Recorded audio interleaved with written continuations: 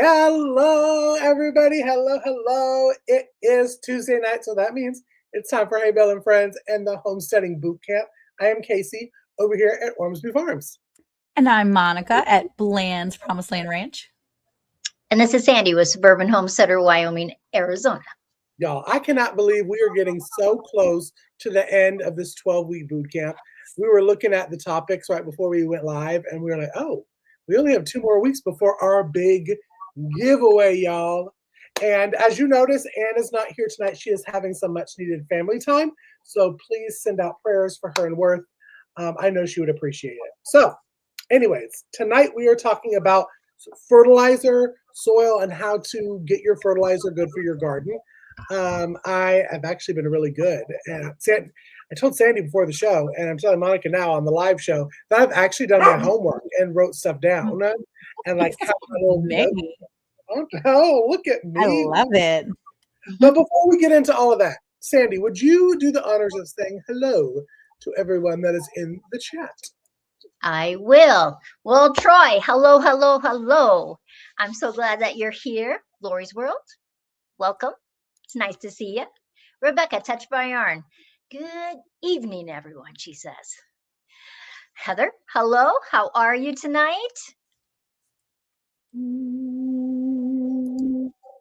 There she is. Hey, Anne, how are you? I'm so glad you're here. And Ginger is here. Yay, yay, yay, yay. How are you? Rita, hello. Good evening. Thanks for coming in tonight.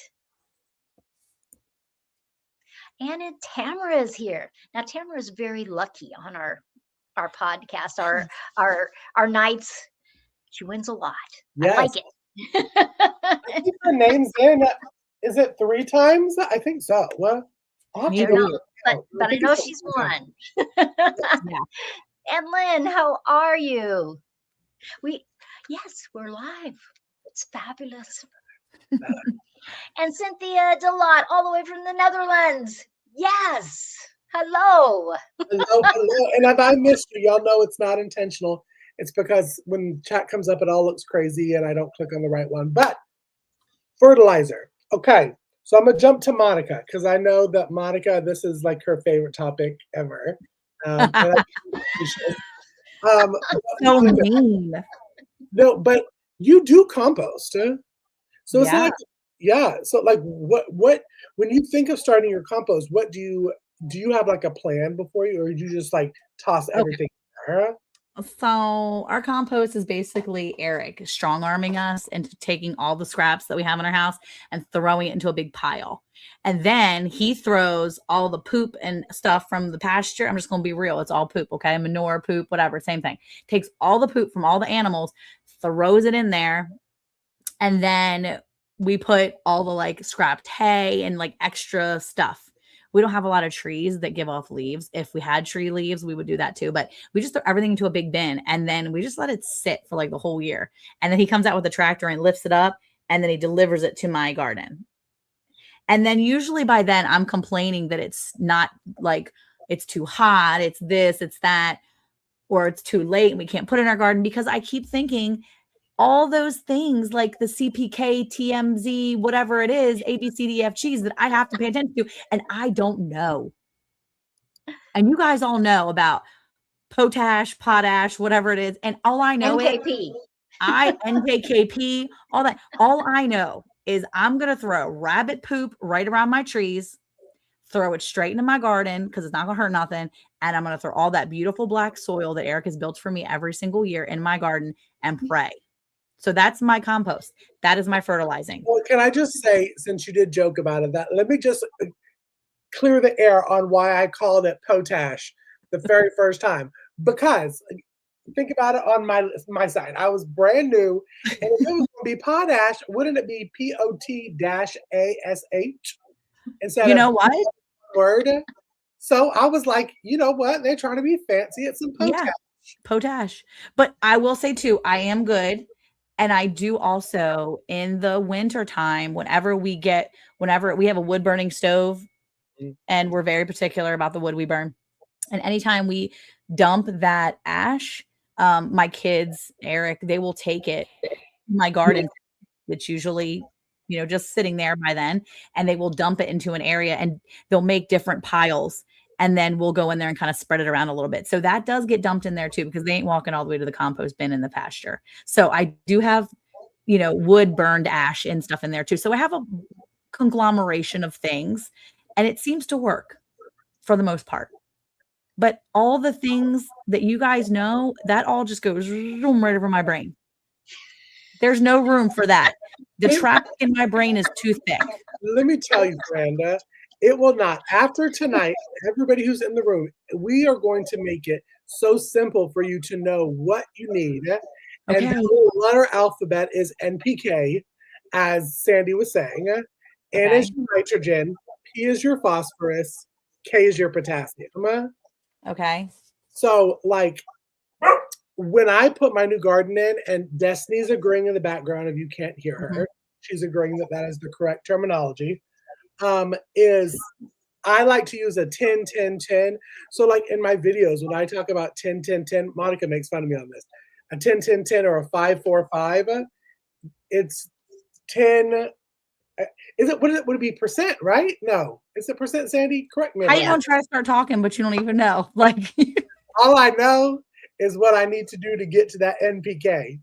You're like, I'm gonna do this, but wait, is it? No, wait, what is K? Like what a does K stand for? or a poundage, because I know on some things Potash. The potash, my potash. Yeah, K is potash. Yeah. Okay, but is that potassium?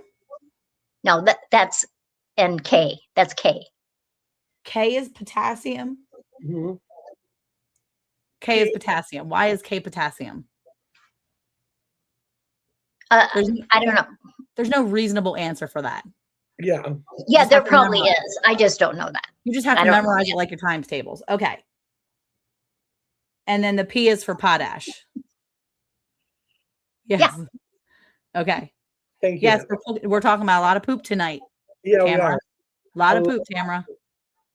But with nitrogen, chicken poop, like when you clean out the chicken runs, your chicken coops, your chicken bedding, nitrogen. I learned at the very beginning coffee, because wait, are you all coffee drinkers? I don't think I ever really knew. Neither one Eric of you is. I ain't drinking iced coffee every now and then, but Eric drinks coffee, and so does Abigail. And is a coffee drinker with me, so I have a lot of coffee grinds that I use up. That goes in there. You know what drives me crazy, especially when I mow the grass, which I don't do it much because I don't like it, is when people don't have the bag that attaches the grass to it. So you have like little piles or streaks of like the grass. That drives me absolutely insane. So I put that in my compost because that's an N too. That's going to be your nitrogen. Okay. So I put that in there. I put the coffee grinds. I told Sandi when I was doing my research before for my pea, because I really didn't know a lot of peas to put in to my compost to bring that level up. Phosphorus, correct, is oatmeal. And one thing that I learned at the very beginning is, when we're done making chicken broth and you have those wilty, powdery-ish, mushy bones, them go right in my compost for the pea. Okay. That's a PP and a P, yeah? And then K, of course, is the bananas. I put banana peels in there. It's a good way to do it. But what I'm putting it to Sandi on, because I did not write this down on my notes, is the reason for the NPK, yeah? Because we all know that the nitrogen makes the plant have a bushier, more green look. P is to get more flowers on your plant. And K is for the health, right, Sandi? Well, I feel like she's taught us this before, and I just didn't listen well enough. So do I, yeah. Okay. I think we have to go back a little bit. Yes, please break it down. Okay. Rewind us back. Okay. First of all, Jennifer Ocean said that that K is on the periodic table, and makes sense. That's why it's K. There you go. Boom. You can't just add stuff to your soil. You need a soil test. Mm-hmm. You know, the idea that you're going to just, oh, somebody told me to put NKP on there, I'm dumping NKP on there. Yeah. That is not a good idea. That's why I don't listen to anybody and do it. You need to, that $25 investment on getting a soil test will help you so much in the long run. Because why would you be putting something that had a lot of nitrogen on when maybe your soil already has a whole bunch of nitrogen? Because this is what will happen. And it won't happen the first couple of years. But you're just continue just putting that nitrogen on. And then one summer, everything's grown beautiful. The leaves are beautiful. And about mid-July, everything starts to die. You have made your soil toxic. So because you have put too much nitrogen, phosphorus, and potassium in there. You can't just, it was about in the 20s or 40s when I can't remember his name. He came up with what was perfect for soil, NKP. And so people embraced it. And I'm not saying not to use it, but you need to soil test first to know what you need. So if your soil is lacking in an area, that's what you really need to just really add to your soil. Do you recommend testing every year or just testing every couple years? Every 2 or 3 years is probably a good idea. Okay. Say you had too much of something in your soil. Mm-hmm. That fall, when your soil's done, I would really just water the heck out of your garden and have it leach out some. And then I would test again in the springtime. Now, how do you do a soil test? You do the My Soil, which is what we did. So we were affiliates for My Soil at I think it was the first season of the podcast. Huh? Yeah, I did a double test. I tested in 2 different areas of my garden. I loved it. I did great. I really enjoyed it because it was like dummy proof. Very easy. It was like $30 for a test, and it was very easy to do. Okay. Did you just dig a hole, get your 2 cups, send it off, or what did you do? So I think you had to dig a certain depth, but you had to do soil from like several areas in a certain area. Yeah, I think it was like, so you had like a square footage and you had to do areas there. But I did one end of my garden because my garden was so long. I did 2 different areas of my garden and did 2 separate tests, but you did like 4 or so many scoops from each space. And then you mixed it. That's right. And honestly, if you want a really true soil test, you want to dig down about at least 6 inches. Yeah. Because a lot of times you're putting stuff on top. And so that's not giving you a true idea of what your soil is. Didn't it come with a tool though? I'm sorry, Sandy. Monica, didn't it come with a tool? Didn't they send us that tool that we had to dig all the way down to a level? Yeah, there was different things in it. So it was very specific too. It was very clear and instruction, what you had to do. It was like you had to dig to a certain depth. It was very easy. It didn't make it overwhelming. It was like, and you want to dig from this area, this area, this area, and then mix the soil into the one container. But you also don't open that container until you're ready to put the soil in. You seal it, and then you put it in the bag and send it off. And but anymore they recommend to 10 to 12 holes. Okay. You just put it all in a bucket. Yeah. Mix it all up. And usually they want about 2 cups. Okay. So your container probably was about 2 cups that you guys sent in. Because what it does is it really gives you a true picture of your soil. Now, if your soil's wet, you need to let it dry some before you mix it. You can mix it, but then you want it to dry some. Right. And then when you send it in, you could tell them information like, this is my vegetable garden. I'm having some issues with a certain plant. Yeah. Or I want to grow pumpkins in this area that I'm giving you the soil sample for. And that way they will look at more specific things than just a generic, okay, this is what a computer printout is. But the more information you give them, the more that they can help you. I rarely use a fertilizer that's NKP, that gives me blah, blah, blah. I would rather have compost. I'd rather have worm castings. I like the idea of chop and drop, so that you're not literally not taking the stuff out of your garden. You're just letting it decompose right in there. And everything that it took out of the soil is going back in the soil. Yeah. Even with weeds. I mean, if there's weed seeds, I don't want those to stay in my garden. But if it's just the plant, I'll chop them, and just let them decompose, because I think it really helps, because a lot of those weeds have such long roots. And so it's pulling lots of nutrients out of the soil. So put it right back in. Yeah. Now I have a compost. I have two big bins. They're 4x4, and we just dump stuff in there and return it. I have one that's a crank. And if I'm diligent, in about 6 weeks, I'll have compost. I mean, I got to make sure it stays at the right moisture.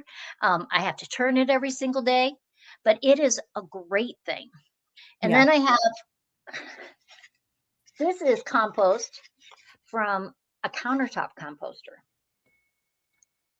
And I do like it. Is that the Vigo Garden one? Well, it's like that one, but it's a different company. Nice. And I mean, you just throw all kinds of things in there. And I usually chop it up pretty good.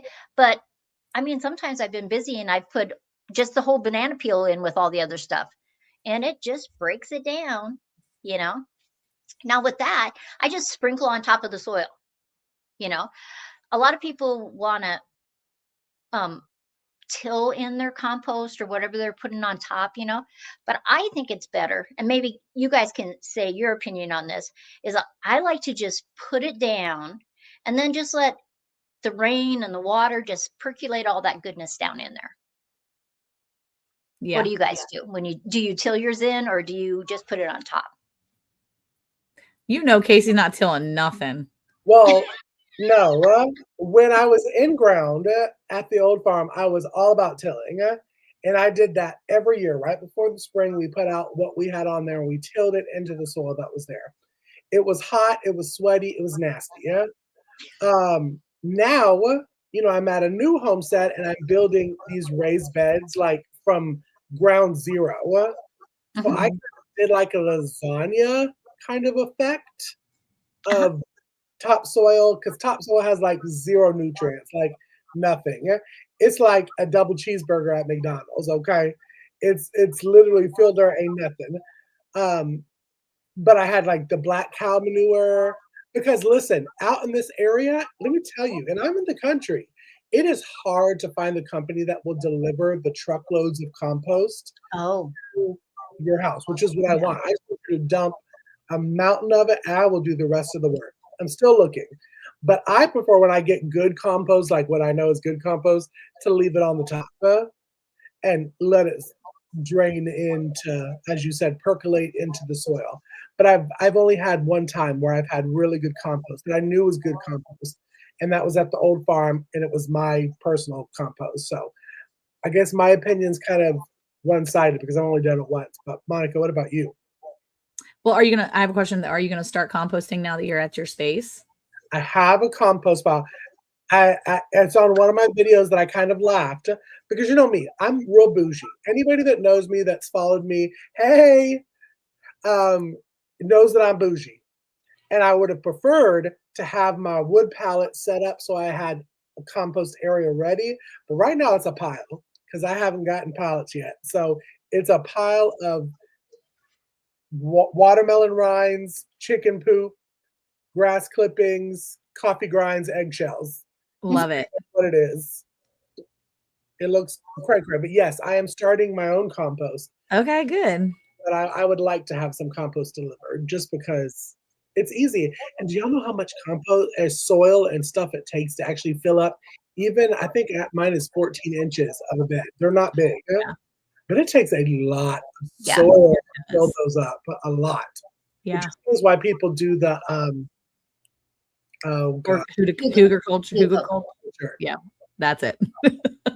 So for me, I mean, Sandy, yeah, usually I think that's what we do is we, like for instance, with the rabbit poop, that's the one that we use cold a lot. Eric uses it. I don't use it in my garden as much. Sometimes I do, but for me, oh, that's a good idea. We put the rabbit poop right around the base of our trees, like right around the base of the trees. Mhm. And then he just waters it in, just lets it water, let Nate. And then in my garden, you had said something about the chop and drop. So see, I do listen years ago. And that actually I have had, because of my back and some of the things I'm dealing with, I've had to weed whack like grass, like beautiful, gorgeous Bermuda grass out of my garden this year. And I have literally just weed whacked it. And one of my kids was like, "Are you going to pick that up?" And I was like, "No, I'm not." And I weed whacked everything. I'm weed whacking weeds and everything. None of them have come to seed. So I'm not weed whacking the seed heads or anything like that. I'm just weed whacking everything around my plants and I let it drop. Now there's too much grown up now, so I can't weed whack anymore. But I'm a firm believer that those weeds and some of the extra grass and that bulk that's around my plants have really helped retain the moisture, because Texas is getting ugly, y'all. And we haven't hit a lot of 100-degree days yet. We've actually only gotten one here that I've registered on my clock, on my thing. But I was just talking to Eric this morning, and the more the soil dries out, because we had a very moist spring, the faster our soil dries out everywhere, the faster we're going to hit those 100-degree days. So I'm going to put shade cloth up.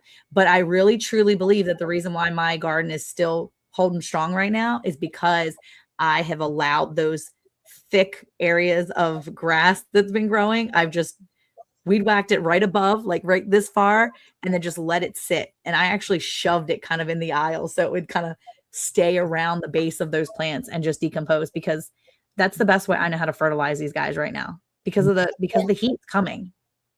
Yeah. And Monica, with all those kids of yours, in fact, somebody asked how many kids you had at home.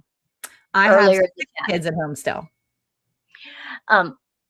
Send them out into the garden and just let them stomp down any of that grass around your plants. Yeah. You know, I mean, there are people that have the boards and the rope, and you just lean those grasses down, and you're holding that moisture. Plus, then it's all going to decompose. Yeah. That's what I was doing before I started weed whacking. I was going out there, and Eric was laughing at me. He's like, "All you're doing is inviting chiggers and ticks." And I'm like, "I ain't got no chiggers and ticks out here yet. Leave me alone." And I was just taking my boot, and I would take my leg and swipe it over and stomp it down. Swipe it over and stomp it down. Yeah. It seemed to work for a little bit. Yeah. There's just so many things that we don't realize can be your compost and your to feed your soil and feed your plants. And we just think, oh, you have to have this big bin, you got to turn it, you got to do all this stuff. Nobody wants to have to turn a compost pile. I mean, there's fast composting and there's slow composting. So like what Monica does, and Eric just leaves it for a year or whatever, that's just slow composting. Everything's going to decompose, you know? It's just faster if you can turn it, every so often, and, add some water. I think it was Tamara that posted that wanted to know if her dehydrated banana peels and powdered eggshells were good and would help. And it is. It was probably 3 years ago, the Vineyard Chicks had a guy on there, and he was like this fertilizer guru. And so I'm sure you can find him on their channel. And he talked about all these little things you could do, like in mason jars, half-gallon mason jars, putting all your banana peels in there, put some brown sugar in there, add water, and just let it basically ferment. And then you can just strain it off, and you add more water to it, and you can just pour it around your plants, and man, are they happy with it. Well, I think that's something that Aunt's talked about before, right? Do you remember what she does? I think she calls it her like fish emulsion. No, she doesn't do fish though. I think she does like vegetable peels. It's all of her like vegetable and fruit scraps and all her scraps. and she's like some sort of vegetable. I just imagine it's like this big V8 fermented brew. And she said it doesn't smell good, but she just makes her, like a compost tea, like, just kind of lets it sit. But I mean, that's the best stuff. Now, Sandi, I have a question for you. So, because I know you're going to say something too.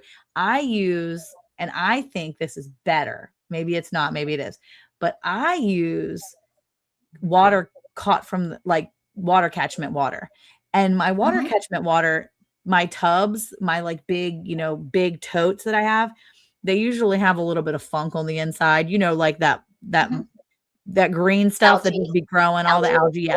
Because but it doesn't look beautiful. But we pump that from those bins several times during the year into my water buckets, and then I hand water. And I always tell my kids that water is better, because my kids are like, this water is gunky. And I'm like, this water is better for my plants than that hose water. And they're like, is it though? Am I lying to my kids? No, it is better. Yes.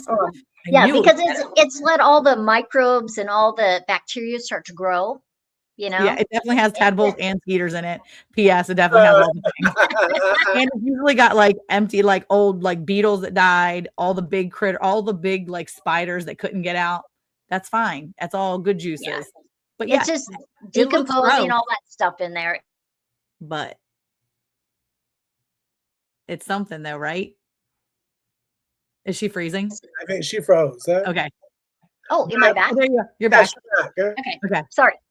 Good. But it is good. Okay, good. That makes me feel better.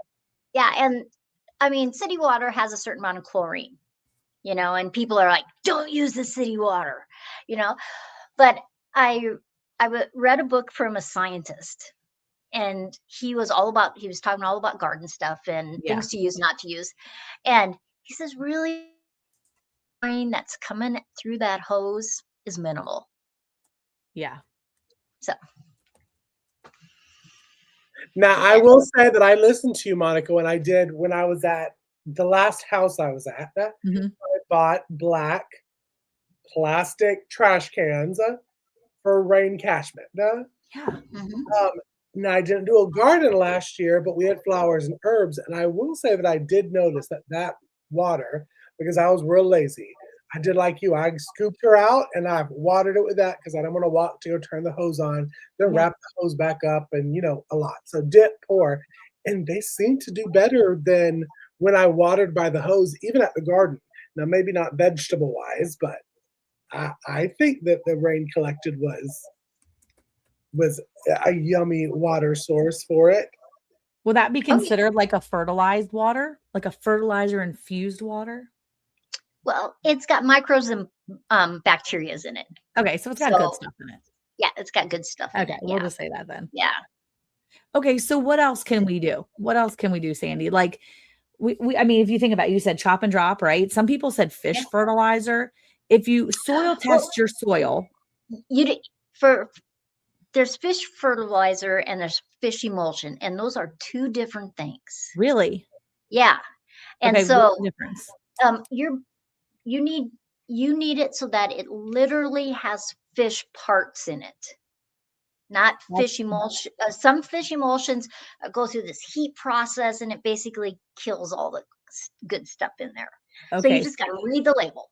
So you want the fish parts. Yeah, it's a different slow process that they do, and you can read the bottle and you'll be able to tell. Okay. Well, I heard before, Eric said that he had heard that if you take a fish head, you stick it in underneath your plants, it's going to work too. Yep. Okay. So maybe we can see it. Have you ever heard you take an egg and you crack an egg and throw the shell and the egg in there, and then you plant your tomatoes? Is that real? The eggshell part is not real. But the actual egg? Well, because it's going to decompose, and it'll give some kind of nutrients. If you want eggshells in your garden, you got to basically pulverize them. Yeah. Because it takes so long to break down. Okay. I like eggshells on top because slugs don't like it. Oh, okay. They don't like the sharp edges. So if you got a problem, you can put that around there. Okay.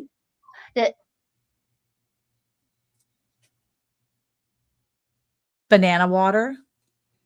Oh, yeah. Again. Banana water. Yeah. So Penny said the only things I use are cow and horse manure with banana water or fish fertilizer. I make it in 5-gallon buckets.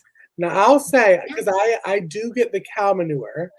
I like, because you said rabbit manure before, and rabbit manure, I do know this, so I will spew it out like I know what I'm talking about, is the only compost that you truly can put from the butt to your garden, because it's a cold manure. Like you can't go and get pig manure and put it straight on your plants because it will burn the plants. But the rabbit manure, am I wrong?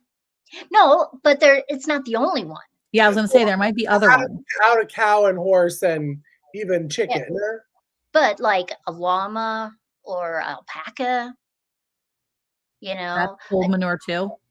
Yeah. I mean, any of those things that make those little tiny pellets, that's like basically goats? I don't know about goats, but they do make the little pellets though, don't they? Yeah, just like deer. It's like deer and goats. They all look like little pellets. Yeah. Well, I don't want no deer poop on my garden because I already see they've been eating my peppers right now. So we're about to have deer burgers, not deer poop. Yeah. If you know somebody that's got alpaca or llamas, and you get their poo early in the spring, it's good. If you get it later when they're eating weed seeds, it doesn't. When it goes through this digestive system, you got weed seeds in your garden. That's right. That's true too, because in our compost, because the compost doesn't get really turned a lot. It gets chickens will go in there and they'll turn it over for us, which is really nice because they'll get in there, and especially if we're putting stuff in there like scraps, they'll come in there and just kind of push through it. So that's really what happens with that. But I do know that there have been times where we've put compost in there and I've seen like a cow put patty and I'm like, this is not composted. There's a cow poop in here. And I'm not kidding you. In that same area, I will get a rogue pumpkin, because they almost always have pumpkin seeds in their stuff because we feed them so many pumpkins in December and October and all that. And I right now have a rogue pumpkin growing in one of my areas of the garden. And I was like, you know what? That cow manure stuck around a little heavy. So yeah, but yeah, I mean, that makes sense too about thinking about cows. Is this true? Mouse poop? Now moose poop, not mouse. Moose. Do you know how many mice you would need, Casey? I literally was going to ask. I'm like, where are we buying mouse poop? A whole army of mice. Well, yeah, but you would never use mice poop because they have bacteria and toxins, and so you'd never. Well, even if you could collect it. I cleared out an army of mouse poop under my cabinet. So I will say it's a little taboo to use pig manure as well. We don't scoop out our pig manure. We don't put pig manure in our compost because pigs eat meat. We feed them like, old chicken, steak. We don't feed them pigs. We don't feed them pork. Some people do, but we'll feed them steak. We'll feed them, we'll feed them beef and chicken. So we don't put that in there. Now I will say though, in years past, we have used our pigs to turn our entire soil over in the garden. They've come in there, and where have they pooped? We've just left it. We're like, I'm not going to go in there and scoop the poop out like they're dogs. And I will say that it was they came into my garden in the November, December time after we pulled out all of our stuff. I didn't grow anything. They were in there December and to January. And I think January they came out of my garden. And so from January, February, March, April, probably March or April, I started making sure things were turned over and planted. And I want to say that 2 of those years that they did that, I probably had the best garden. They really broke up a lot of what was in there. Like their noses would dig all those roots up. Yeah. And we just left their poop and it got turned into it. We put compost down as well. They got turned in there and we didn't feed them regular stuff when they were in there. We didn't feed them like the meats and stuff. We let them eat as much as we could scrap wise that way. So maybe that's why it turned out so well and it wasn't as tab. But I have heard people be like, absolutely not. But I'm not going to get in there and clean up their poop. Just to be honest, I'm going to be real honest with you. Yeah. But we had a good turnout that year. And it was, those years we had a really good garden. So, but typically you don't use pig poop in gardens or. No, not usually. Some people will use, they'll let them go through the fields, and even cornfields sometimes. And because they'll just root up all kinds of stuff. Oh, yeah. They're fantastic that way. Yeah. Now, have you guys ever, like, say you had some compost? Have you ever put it in a bag, put the bag in a bucket or a big tub, and then put an aerator in there and let it bubble? Because that will make some great liquid fertilizer, liquid compost tea, and it's much faster and it just makes those microbes and everything just go crazy in there. How long do you let it like ferment? About 7 days. See, we tried that with rabbit poop. So we did that.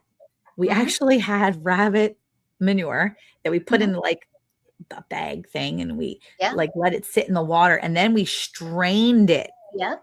With a window, like oh my gosh, window screen. Thank you. A window. We strained all that gunk with a window screen, and then we put it into like all the water, the liquid. We put it into like one of those spray nozzles on the back of the trailer, on the back of the tractor or whatever, and we sprayed it into the pasture one year.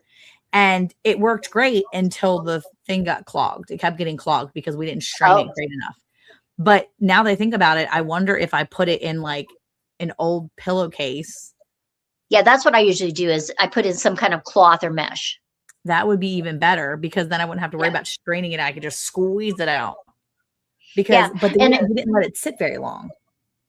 Yeah, well, usually if I have an aerator, it's about 7 days. Okay. And I always put like a mesh or a cloth over top of it. One, because I don't want any mosquitoes laying in there or any bugs or flies getting in there. And then I'll just dump it out. But I do dilute it if it's going right into my garden. If it's just going around trees, I think trees are a little stronger, and I don't think it needs, the rabbit manure would need to be diluted. Cayce, your face is like, I don't know about the tea. No, let me tell you, only because I can just like smell as I'm sitting here making the fish tea, and how you smell afterwards. Now, let me tell you, I was gifted like a half of a gallon, big black trash bags. I don't even know what size gallons those are, but you know what I'm talking about, of rabbit manure from a friend's farm. And I used what I was going to use when I planted, but I'm like, I may need to ferment a little bit of that rabbit poop that's been sitting there now for a couple weeks in that bag. All that's doing is drying out right now in that bag. That's all it's doing, is drying out. Yeah.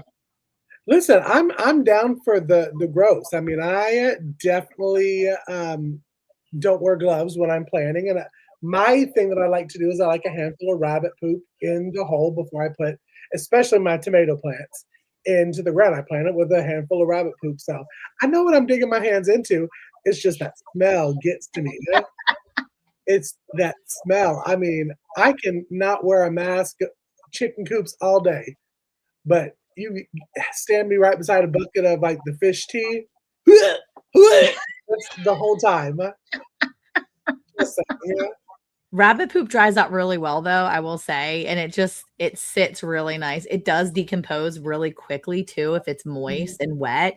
Like my entire, like the barn stall where the rabbits are right now, it hasn't been cleaned this year. When I say cleaned, I mean like we haven't deep cleaned everything. They scoop it out every like couple months or whatever.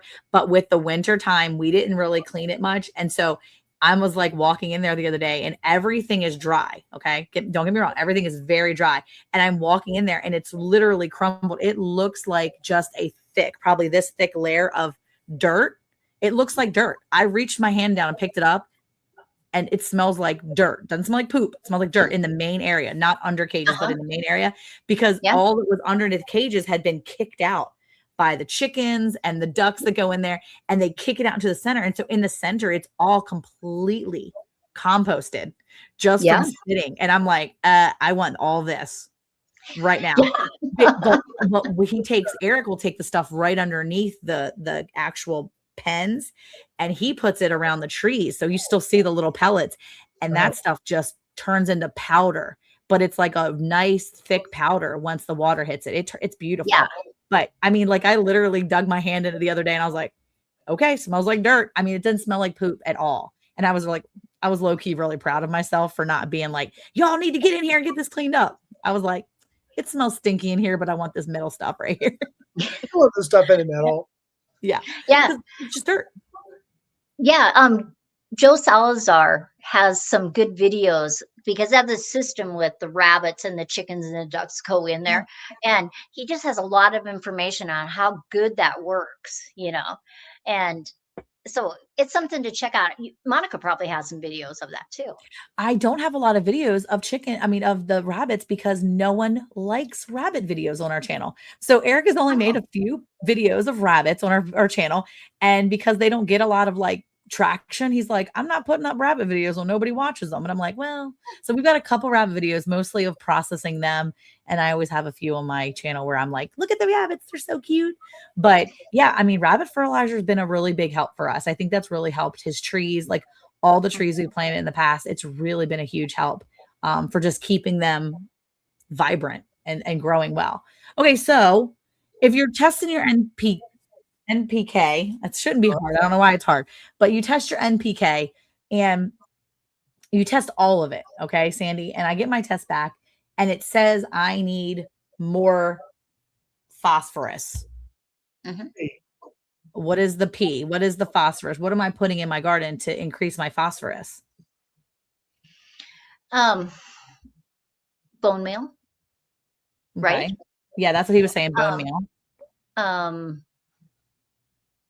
What happens if I'm a vegan and I only grow vegetables, but I need more phosphorus in my garden? Oh. You're in the wrong profession. If you're a vegan, we're really sorry, but you should eat some meat. No. Yeah, you're putting me on the spot, and my brain is not telling me other things that I could use for that. I'm like kind of proud of myself. Sorry. Okay. So let's just say bone meal. You can still buy it at the store, even if you don't have your own bones or whatever. You still buy bone meal. I have all that stuff on the Amazon too. So okay. So then let's just say you're low on potassium. I'm not just taking everybody knows bananas have potassium, but you can't just take a banana and go layer it around your trees and around your plants. How am I going to get potassium? Yeah, you could. Well, it would take forever though, right? Yeah. I mean, that'll help 3 years from now, but what am I getting for potassium that can help right now? Well, see, that's why you can take those banana peels and ferment them in water. Right. Okay. You know, because it only takes a certain amount of time. And if you like, I like to buy all these. I have a little grocery store here, and they have what they call red banded bananas. It means that they're starting to get little spots on them. You can make bread out of them. Yeah. I'm guessing yes. I think so, yes. She's coming back in a second. I know it. Oh. So, lime. Oh, there you are. Am I back? You're back. You were telling us about the red banded bananas because I was interested. They're always cheaper. So I just buy a bundle of them. I put the bananas in the freezer so I can have banana bread or whatever I'm making with bananas. And then just take a crock or a big jar, fill that all up, put some brown sugar and some water, just let it ferment. If you put a bubbler in there, it's ready in about 7 days. What happens if you don't have a bubbler? Well, just crack the lid. They cost a few dollars for a bubbler, you know. Can you crack the lid or put it like a coffee filter on it? Yeah. Well, you want to have some kind of cloth or something on top. Okay. But all you have to do is there's natural yeast in the air, right? Always. So just take your spoon and 2 or 3 times a day, just whirl it around there so that it's pulling air inside there and it's pulling yeast in there, and it will ferment faster. Okay. Yeah. Okay. So there are fertilizer that if say you need K, you get, you know, like Cayce likes 10, 10, 10, but there's 2, 10, 4. There's all these different ones you can get that if this is what you need, you can get that's the most. Yeah. Okay. So that's important. I will say just because I know that some people probably will rewatch me like, Casey just likes a 10-10-10. I like a 10-10-10 to start. Okay. And then going forward, it's depending on what I want. If I want greener plants, then I'm going to do more of a nitrogen. If I want more fruit, like right now I know right now my garden is way too new and it's gonna suck this year. I already know it's gonna suck, and it is. So next year, if I want more of the flowers, which turn into fruit, then I'm wanting a P or a K. Yeah, correct, Sandy? Because I've read different things that K gives you more flowers, or that K helps it against disease. What's the true? What's the true? What is the true here tonight? This is one of those things that you're going to see on Instagram. I'm not kidding. This is one of those quick Instagram videos you're going to see. It's going to be like, do you want more leaves? Are you having a lot of leaves on your tomatoes this year, but you don't have no fruit? That's because you're low in blah, blah, blah. You should give it this instead. So we're here to bust that up. Sandy, tell us the truth. Well, a lot of it, let's say you had too many leaves, you're not having any fruit, you're growing your potatoes. They're beautiful. It's not that you might need more K or P. It's you have too much nitrogen. It's not necessarily that you have to add more things. You have to say, okay, I'm not putting nitrogen in my soil this year. Got it. Okay. Because all the time you have these potatoes and then you've got little tiny potatoes and nothing but leaves on top. Mm-hmm. Your other trick with potatoes, 4th of July, you want to cut those potatoes completely in half, those plants completely in half. So the energy is coming to the potatoes. Now, will they grow some more? They will, of course. But you don't need a 3-foot plant of leaves. Yeah. Cut it in half around the 4th of July.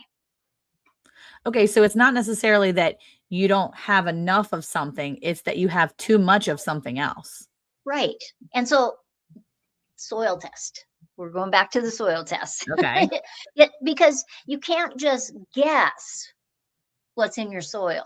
Right. Now, when you're a gardener for a long time, you can kind of judge, okay, these are doing this, this, this. But sometimes it's the amount of moisture that year, the heat, the temperature of the soil. There's just a lot of factors. So if you can just take one of those factors out of the equation because you did a soil test, then you can look at the other things. And that makes sense. Okay. So Jersey Dolphin said, serious question for Sandy. Miss Sandy, back in the day, I would grow my own weed. And I would grow my own. I would use topsoil mixed with bat poop. And it worked great. Fabulous buds. However, my question would be, is bat poop better? Would it be better? Actually, guana, that's bat poop. Mm-hmm. You pay a premium for that, and it is an excellent compost fertilizer. It's very strong and powerful, so you need less than what you use of other things. But literally, when one town over for us, they were raising money. They were trying to redo this old building. Well, the bats had got in there. And they literally auctioned off and sold bags of bat poo for a great price. But it's expensive. But it is a good fertilizer. That's awesome. Yeah. I mean, just think about it. At night, they're eating all of these mosquitoes and all these bugs, right. Yeah. And so their poo is just high in goodness. Well, I think I've realized too, I think some people have like, when you have your ducks, so some ducks will eat a lot of things, but Muscovy ducks in particular eat bugs. And at nighttime, you can see them like creeping across my yard, just eating bugs like crazy. Yeah. And I have let my baby Muscovies into my garden before. And I thought, oh my gosh, they're going to be pooping everywhere. But then I was like, you know what? that's okay, because they're basically eating all these critters and bugs, and the poop is probably filled with all the good stuff that they're eating anyway. So I'm not really worried about it too much. And I've never had any kind of like burn or anything crazy. But yeah, I mean, they're eating all those bugs and all the mosquitoes and all the critters. I mean, that's amazing. Yeah, and your ducks, they're going through the garden. It's not like, a chicken run, it gets very concentrated. Yeah. And so that's why it's so hot. But if they're just wandering through areas, it's not concentrated like that. And so it's totally fine. Yeah. Well, we do let Elijah's little bantams run in my garden sometimes and scratch up stuff. And they really enjoy that. And it's never been a problem either. So that makes more sense why it's not a problem, because it's not like they're just there. They're there and they're all over, and then they're not. They go out and then they come in and they visit. It's like a playground for them. Every now and then they'll come in and eat all the bugs that I don't want. And then they come and they leave. So, but yeah, okay, that makes sense. Yeah, Nanny Tam says, glad she doesn't wear makeup, with knowing that bat is makeup. Right. Okay, so another person said that lime is phosphorus too. Did you see that? Lime? Yeah, but lime depends on if your soil is acidy or if it's alkaline. Like I have alkaline soil. My pH is high. So I would not put lime in there. Okay. I would put gypsum in, but I wouldn't put lime, where people that have more acidy soil usually put lime in, because it can build up just like nitrogen can build up. So you have to be careful. So you have to know whether your soil is acidic or not, which is, again, another reason why you want to get a good soil test. And so you could go with a company like we went with. Go ahead, say. I was going to say, to the soil tests and what to put in there. I do remember, and again, if you click our QR code, which is over there, I think the My Soil stuff is still in our link tree with our discount code. But when you get your results back, there was a lot of clickable links. Say, if you're low in this, try adding this to your compost or adding this to your soil.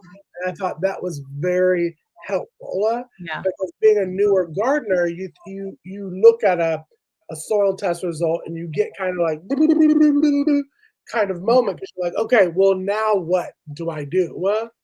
So it's good to know, because as Sandy's saying, like, you're hearing her say certain things, you're like, oh God, I didn't even think about the acidity of my soil, or I didn't think about doing this. And that's why a good soil test is so important, because it will test your soil, and some of them will give you suggestions of what you should do to bring that soil back up to glory. And you can use your local ag extension. They usually offer soil testing as well. And it may not be as expensive as like the My Soil, but they may not offer you as much advice or help or feedback as the My Soil. So, weigh those things out. And if it's only going to be like, if it's $25 at my, feed store to tap into the local ag extension and get through my local ag extension, because they'll do it at my feed store. If it's going to cost me $25 or $20 and I can pay an extra $5 or $10 to go to My Soil, when I know they have the whole website that I can pull up at any point and reference back, I'm going to do that 9 times out of 10, because I'd rather pay a little bit extra money to get the extra help, because that's where my brain's at. Wayne Smith says the trick is to wear gloves when catching the bat, and then hold him over your garden, Sandy. Just so you know. That's what you do. Can you give him a little squeeze, make it come out a little faster? Anyway, and Jesse said he's not a fan of testing. He always fails. So, hey, Sue, Mrs. Dallas is here. She also said she's glad she doesn't wear makeup either. And Cayce, Jersey Dolphin said, please don't ever handle lime with your bare hands. He's allergic to lime. It eats through his skin like salt does to ice. So we don't do that. And I was just trying to pull up My Soil test. It used to be $25. It is now $31.99. Yeah, it was $29.99, I think, when we did it. And so it's actually not. That's some of the little tester thing. But go to our QR code, y'all, and all that information is there. It's so good. We really enjoyed it. I really wish that Sandi would have been with our podcast back then, so we could get like a real profesh. Get her opinion on My Soil. We may even have our peeps reach back out to My Soil and send us some again to try and see. That'd be cool. Because Okay, so I got it good now. I have it in my notes. 2 to 3 years. Sandy said, you heard it here. 2 to 3 years, sister soil. yeah. Huh? Okay, so really quick, while Casey is getting ready to queue up our wheel and stuff, because we need to do all that, Sandy, what do you feel? How do you feel about using Epsom salt or baking soda and borax around your plants? Well, there's really a lot of mixed reviews, especially with Epsom salt. There are people that put Epsom salt in the whole of their tomatoes. They swear by it. I wouldn't mind people doing that. Making an Epsom salt spray as a foil, a spray for your leaves. The thing that can happen with Epsom salt is it can coat on the leaves, and then it can be detrimental to the leaves. So you have to be careful. I have used baking soda before. Sometimes people call and say, hey, my plants, I'm doing my, I'm growing them to go into the garden. They're growing seedlings, and they're all of a sudden having issues. And I have sometimes recommended just a little bit of baking soda on the soil, water it in, and it has made a difference. Same with borax.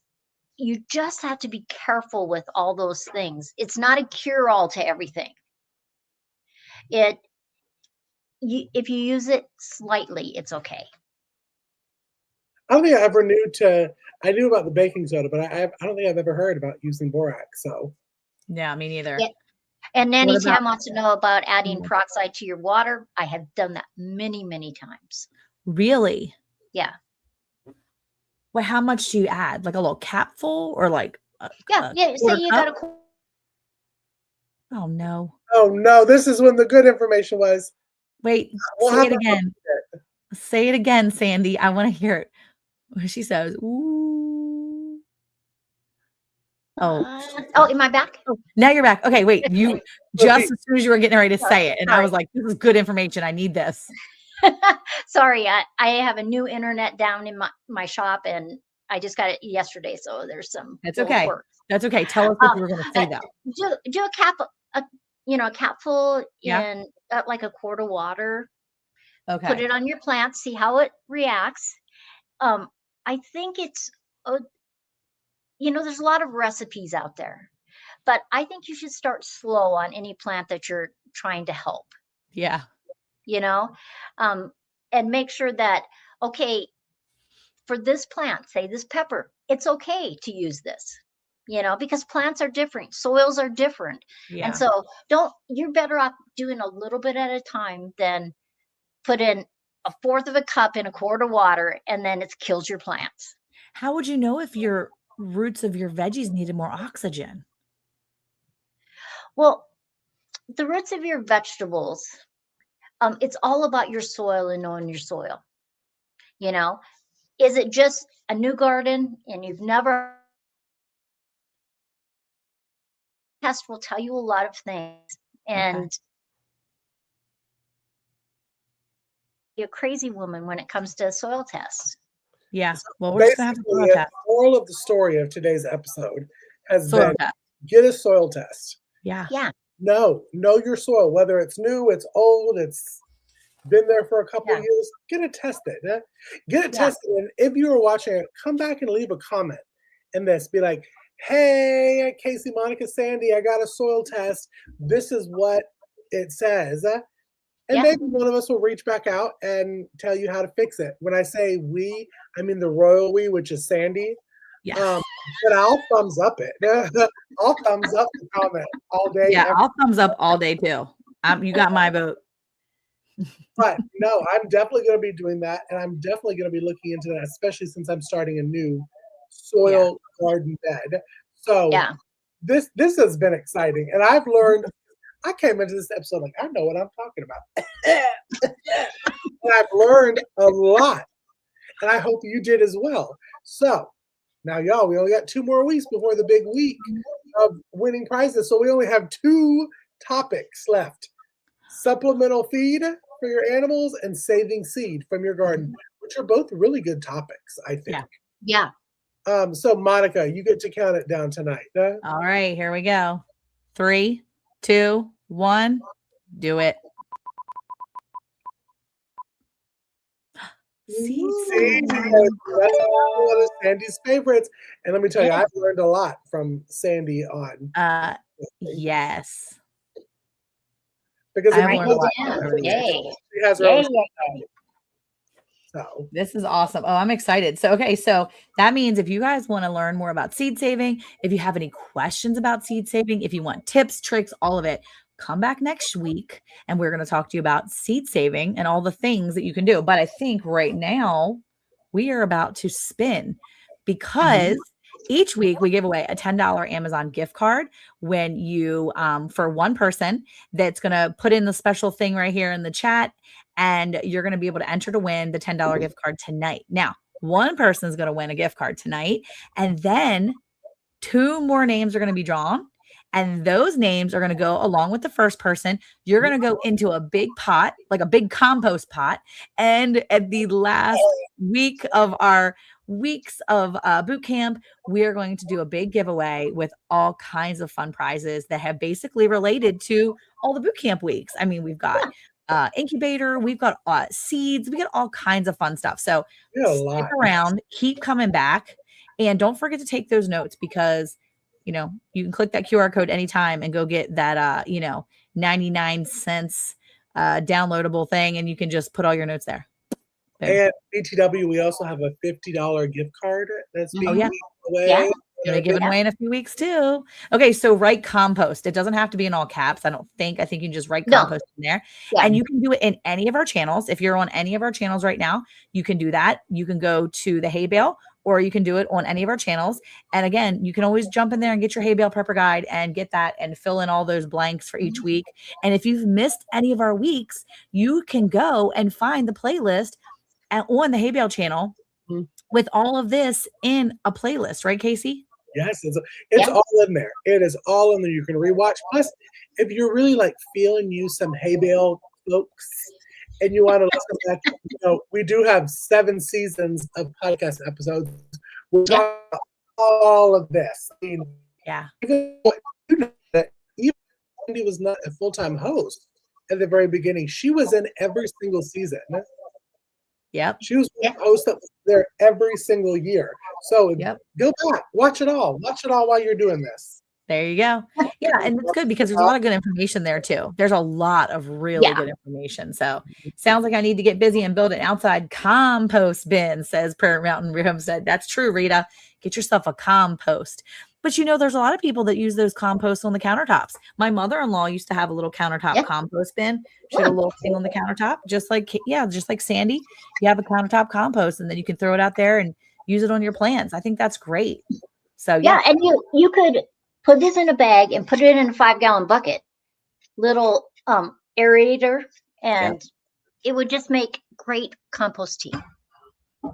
I love that. Okay, so write compost in there. What's the magic number tonight, Cayce? What are we looking for? I think you should count it down now. Oh, okay. Yeah. Are we done? Got everybody in there? 21 entries. Anybody else? Last chance. Type in the word compost. You could win a $10 gift card right now if your name is drawn. All right, we're going to count it down. Ready? 3, 2, 1. Do it. And don't forget the thumbs up. Thank you, Ginger. You're so sweet. We love you, Ginger.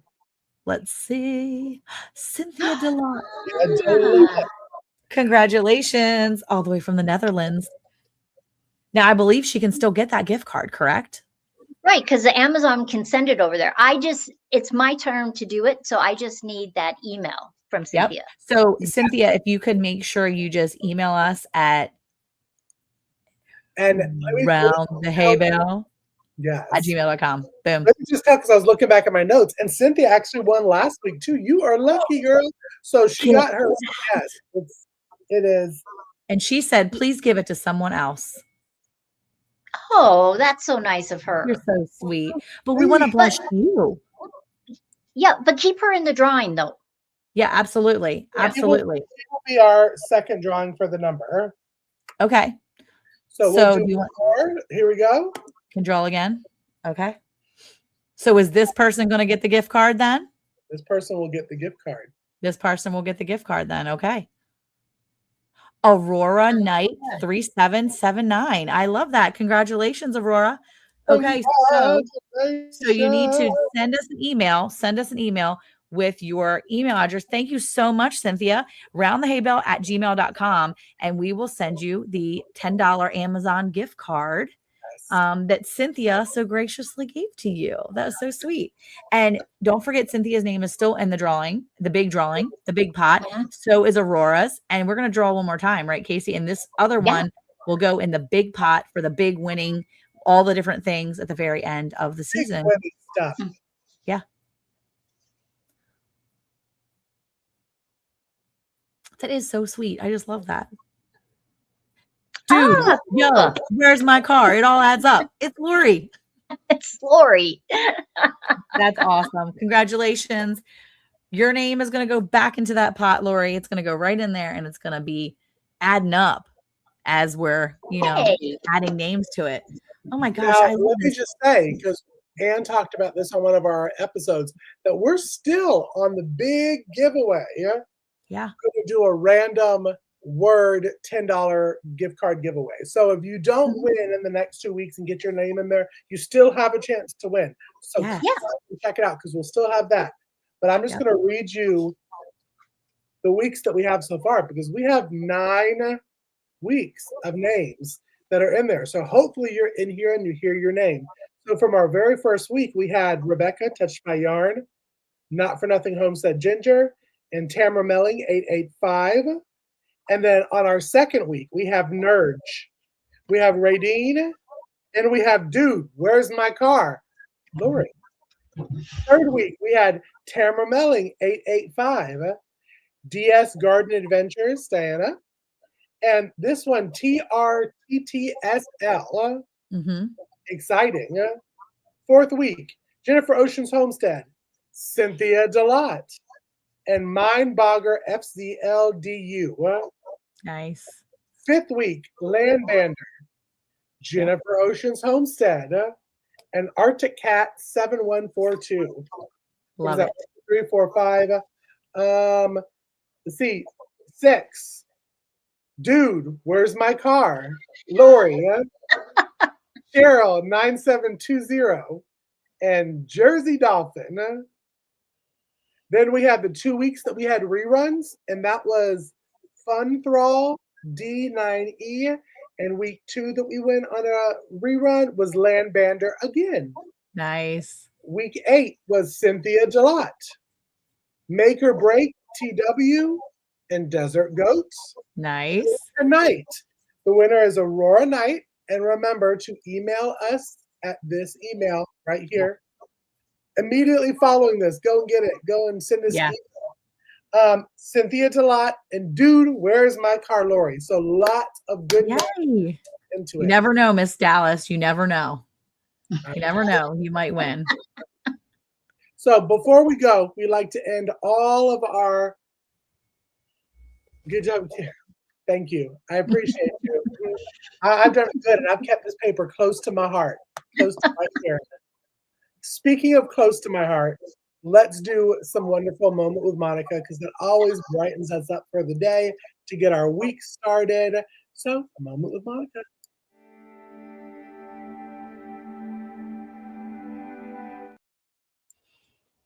Okay, so I had this thing and I wanted to share with you because we're talking about our soil. And so I'm going to do things a little differently tonight, but I'm still going to touch on this. So we talk about how we want to make sure our soil is good. And this is a theme all throughout the Bible. And in both 2 different places, Ezekiel 17:8 says, it was planted in good soil beside abundant water so that it would produce branches and bear fruit and become a splendid vine. And in Matthew 13:8, the Lord talks about how the different seeds were falling in different places. And it said, but others fell on good soil and yielded a crop, some 100, some 60, and some 30 times as much. And how the seeds hit good soil and grow in abundance. And so I want to encourage you this week to put good soil, put good things inside of yourself and inside of your brain and inside of your mind and your heart so that you can grow and have abundance and grow in abundant love, grow in abundant kindness, and grow in abundance to bless other people. And based on that, I want to just touch on really quick before we leave. I would love to pray for Miss Ann and Mr. Worth, because Miss Ann is such an example of good soil. She is not doing any of this without the Lord. And her and Worth are setting such an example that when you have a good foundation, when you have good fertilized by God soil, you're going to show everyone the fruits of what God can do in your life. So right now, if you would just bow your heads and pray with me really quick. Lord God, we thank you so much for Miss Ann. We thank you for being a friend. She is such a friend to so many of us. And thank you that we got to know her. Thank you that through her, we can just meet Worth just a little bit. And Lord, thank you for the opportunity for us to see what is not only like to live a life worthy of you, but Lord, just to live a life, but to be able to have that journey home. Because so many people in this world show us how to live, but Lord, not many people show us how to die with you. And so we thank you for Worth, and we thank you for Ann. We thank you for the goodness and the kindness that they're showing us. And we thank you more than anything for the love of Jesus that they are just throwing out and radiating to everyone. Lord, we ask you to be with them tonight, be with them in the next few days, give them strength, comfort, love, courage, boldness, and just continue to fill them up with your love. It's in Jesus' name we pray. Amen. Thank you guys so much. Have a great week. Wonderful, Monica. That is I just let one more week go by without actually praying. All of us. And when all of us pray, just the abundance right there. It just has to work. So God's hands are in all of it. So anyway, y'all go out and have a great week. Yes. Feed your soil. Feed your soil tested tonight. Check up on yourself and do a health checkup and put good things in your body, because it's gonna be amazing. So have a good week, guys. See you next week. Bye.